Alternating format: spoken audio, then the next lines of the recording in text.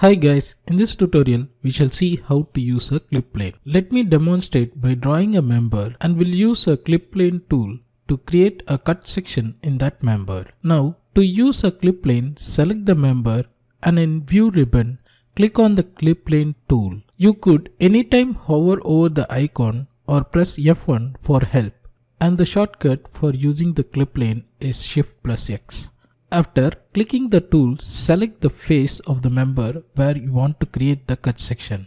Click and drag the scissor symbol icon to increase the depth of the cut. Press Shift command to move the symbol for better visibility. Select the symbol and click on Delete key to delete the cut section.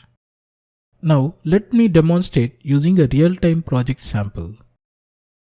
Use the shortcut Shift+X and select the face to create a cut section, and drag the pointer to increase the depth of the cut.